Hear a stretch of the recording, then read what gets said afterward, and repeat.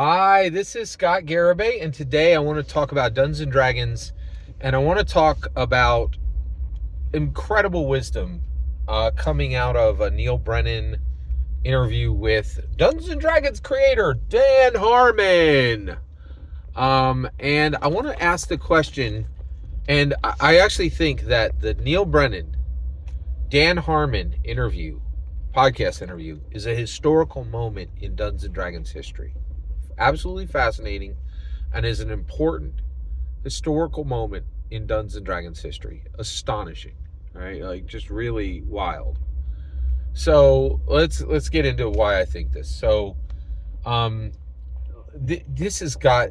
I'm going to describe it to you, but you really should go see this thing for yourself. All right, let's dig in here. So Dan Harmon is the creator of Rick and Morty and the creator of Community. Neil Brennan is the writer for the Chappelle Show.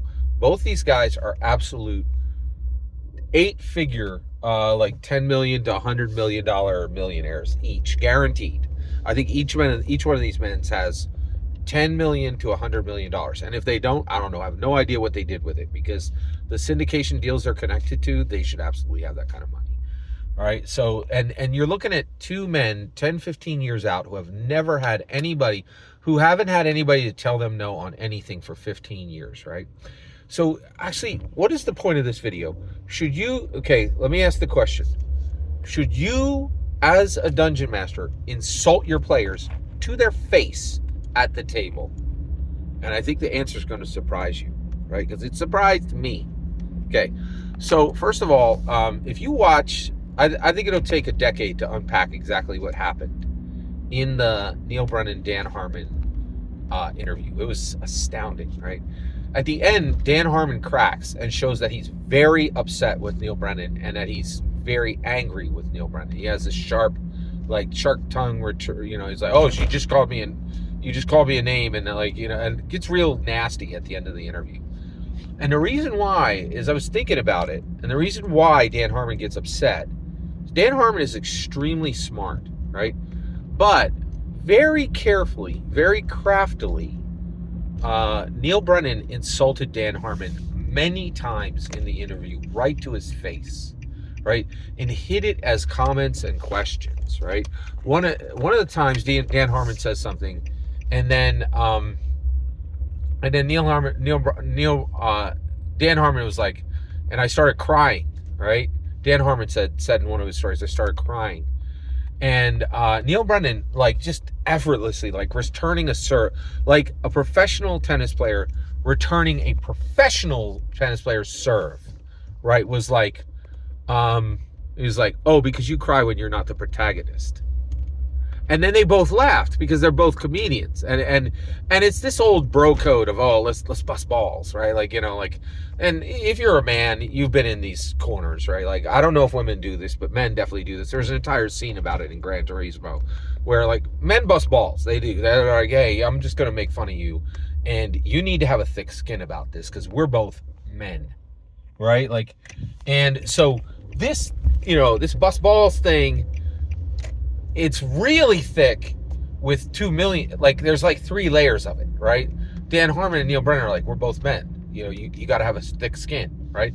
We're both comedians. You got to have a thick skin. We're both millionaires. You got to have a thick skin. You better be alligator skin thick, right?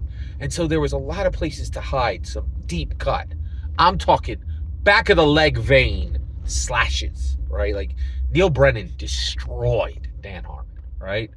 And Dan Harmon realized it at the end of the interview. It was like, "Oh man, this guy's been scoring points on me throughout the entire interview," right? So one of the deepest cuts was this line where Neil Brennan says, "Oh, because you cry when you're not the protagonist," right? Saying, and really throughout the entire interview, Neil Brennan said to Dan Harmon, right, who created Rick and Morty, Dungeons and Dragons Rick and Morty starter box, not strong canon, core canon, not pure canon, core canon Dungeons and Dragons, right? Rick and Morty is core canon. Do you understand that? Like, that is astounding to me. I to this day, I'm absolutely galled, right? Why don't we have Dungeons and Dragons Transformers? Why don't we have Dungeons and Dragons Power Rangers? Why don't we have Dungeons and Dragons Teenage Mutant Ninja Turtles? But we have Dungeons and Dragons Rick and Morty? That garbage starter box? Like, I don't have a Dungeons and Dragons Teenage Mutant Ninja Turtles starter box. I don't have a Dungeons and Dragons Star Wars starter box. I don't have a Dungeons and Dragons Salem's Lot starter box. I don't have a Dungeons and Dragons, like, there's Harry Potter starter box, but I have a Rick and Morty starter box. I have a Dungeons and Dragons Rick and Morty starter box. I have official Dungeons and Dragons Rick and Morty dice. That is, Dan Harmon owes an apology to every single Dungeon Master, every single Dragon Master. His garbage content is sitting in the middle of our canon, right? And Neil Brennan sliced him in half in this interview. And you have to see it because it's a Dungeons and Dragons historical moment, right? Like, and it's astonishing, right? Like, and really what Neil Brennan did, right, was he said, Dan Harmon, you are a verbose jerk. You are a verbose jerk. You are a verbose jerk. You are a verbose jerk. Said it like 5 times. It was clear to anyone who watches the video later, but it wasn't clear to Dan Harmon in the moment. But it was clear at the end. Dan Harmon was like, oh crap, this guy scored. He returned my serve 15 times and I'm down 40 love. And he's right. Neil Brennan destroyed him, right? Showed him as a verbose jerk. Not stupid, right? Showed him for what he was. Dan Harmon is a verbose jerk. They actually have a conversation about his verbosity, right? And by the end, Dan Harmon's like, oh my gosh, I realized what happened. He was smart enough. Dan Harmon was not smart enough to stop Neil Brennan, but he was smart enough to realize it had happened. That's interesting. So, should you insult your players to their face at the Dungeons and Dragons table, right? Yes. So, basically, Dan Harmon came on Neil Brennan's podcast. He was a guest, right? So what did he owe Dan Harmon? He owed him his attention. He owed him his honesty. Actually, I guess he didn't owe him his honesty. He owed him his attention, and he owed him questions, and he owed him the spotlight, and he gave him all of those, right? When you have an abominable, horrible person show up at your table, who maybe has bullied others, who has stolen the spotlight from others, who has been mean to others, and this isn't a joke, Dan Harmon literally confessed to all 3 of those things in the podcast, right? So Dan Harmon told and showed Neil Brennan, I'm a verbose jerk. I'm a verbose jerk. And then Neil Brennan showed the whole world that he was going to call him out for it and insulted him to his face many times in a way that was incredibly clever and deft, right? Now, how and why should you do this at your table? First of all, it has to be punching up, right? This person has to be richer than you, smarter than you, and have more than you, right? If you got some person at your table who's struggling, who's not a social king, right? Who's not an economic king, who's not a cultural king, and Dan Harmon is all of those, okay? Then you can't punch down at them. You can't do this to the stable boy, right?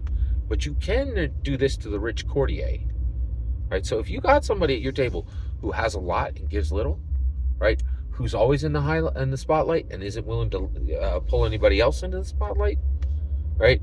Who's always in the spotlight but is shoving others into the low light, right? Who's a little bit of a social bully, who's a little bit of a jerk, who gives little but takes much. Don't kick them off your table. This is the new. This is the new. This is the new Dungeons and Dragons. We don't get rid of anybody, and that's why we win, right? Every other schmuck OSR game, every other schmuck indie game. Oh, if you got somebody who's not perfect, just shove them off your table and then go get the perfect person, because they're sitting out there waiting to play in your game. Terrible advice, right? There's not a ton of people playing tabletop role playing games. If you got a monster human at your table, you don't kick them out, you fix them, right? And that's what Brennan did, right? Brennan, to his face, served him the what. And it's like, I have just bested you, intellectually, emotionally, and spiritually. You suck. You suck as a millionaire. You suck as a show writer. You suck as a comedian compared to me. Get back, get good, right? And he pushed him. Brennan walked away the winner, and Dan Harmon walked away terribly embarrassed. But he's got the room to be embarrassed. He's sitting on a mountain of riches, and he can take it, right? And you might have somebody like this at your table. We have a lot of rich people at Dungeons & Dragons table. I actually think it's a filter for rich people, right? Ain't no poor people reading 1,150 pages to play a game. Try that again. Right? You think that's the case? Why don't you engage your brain a little bit, right? Almost everybody at the table is rich, and some of them are social bullies. Some of them are mean. Some of them are pushing people in the low light when they're always in the highlight, right? And some of them need to be insulted right to their face, and they can figure it out later. And you could deal with it, in my humble opinion. I think that's the lesson from the Neil Brennan, Dan Harmon interview, in my humble opinion. Every single word you just heard is my humble opinion. The important part is when I get to hear your humble opinion, when you get in the comments and send your traffic. Please consider liking and subscribing, and have a fetch millennium.